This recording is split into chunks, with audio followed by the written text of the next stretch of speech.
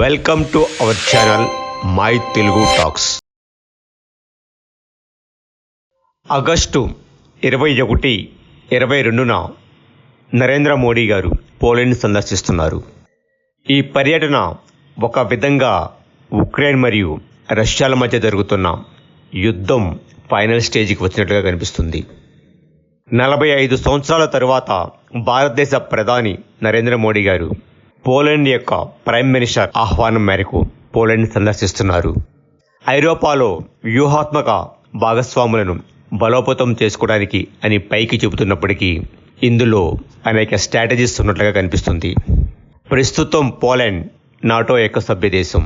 1991లో Soviet union పతనం అయిన తరువాత పోలాండ్ నాటోలో జాయిన్ అవ్వడం జరిగింది. Poland United states of Soviet యూనియన్లో సభ్య దేశం కానప్పటికీ దానికి అనుబంధంగా ఉన్న స్వతంత్ర దేశంగా ఉండేది.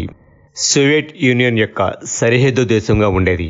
సోవియట్ యూనియన్ పతనం తర్వాత ఉక్రెయిన్ కూడా స్వతంత్ర దేశంగా ఏర్పడడంతో రష్యాకు పోలాండ్కు మధ్య ఎటువంటి సరిహద్దులు లేవు.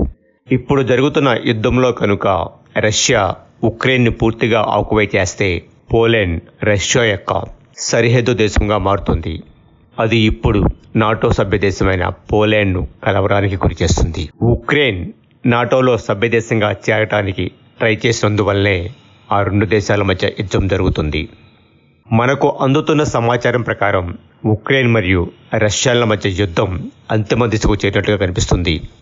అమెరికా సహాయంతో ఉక్రెయిన్ ఏదైనా దుశ్చర్యకు పాల్పడితే తప్ప మరికొన్ని నెలల్లో ఉక్రెయిన్ పూర్తిగా రష్యా వశం అయ్యే సూచనలు కనిపిస్తున్నాయి.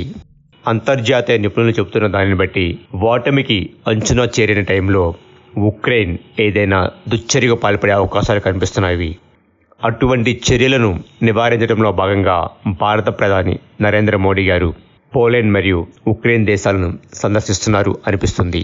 రష్యా ప్రెసిడెంట్ పుతిన్తో కూడా మనకు గట్టి సంబంధాలే ఉన్నాయి. కాబట్టి పుతిన్ ప్రమేయంతోనే ఈ చర్చలు జరిగే అవకాశాలు కనిపిస్తున్నాయి. ఇటువంటి ప్రయత్నాలు ఆపకపోతే అది మూడో ప్రపంచ యుద్ధానికి దారితీసే అవకాశాలు కూడా లేకపోలేదు. ప్రస్తుతం ఇరు దేశాలకు నమ్మదగిన దేశంగా భారత్ మాత్రమే ఉంది. కాబట్టి ప్రపంచ దేశాల సూచన ప్రకారం కూడా ఇటువంటి చర్చలు జరిగే అవకాశాలు కనిపిస్తున్నాయి. ప్రస్తుతం ఇజ్రాయెల్ మరియు ఇరాన్ల మధ్య యుద్ధ వాతావరణం కూడా కొంత నెమ్మదిచ్చినట్లుగా పరిస్థితులు కనిపిస్తున్నాయి. అమెరికా సలహా మేరకు ఇరాన్ కొద్దిగా తగ్గినట్లుగా కనబడుతుంది.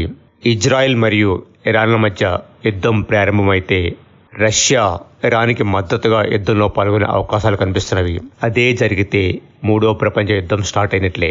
మూడో ప్రపంచ యుద్ధం ఆపాలంటే రష్యా మరియు ఉక్రెయిన్ల మధ్య చర్చలు జరగవలసిన అవసరం ఎంతైనా ఉంది. ఈ ప్రయత్నంలో భాగంగానే నరేంద్ర మోడీ గారు పోలాండ్ మరియు ఉక్రెయిన్ సందర్శిస్తున్నారు అనిపిస్తుంది. అది విఫలమైతే మాత్రం మూడో ప్రపంచ యుద్ధానికి దారితీసే అవకాశాలు ఎక్కువగా కనిపిస్తున్నాయి.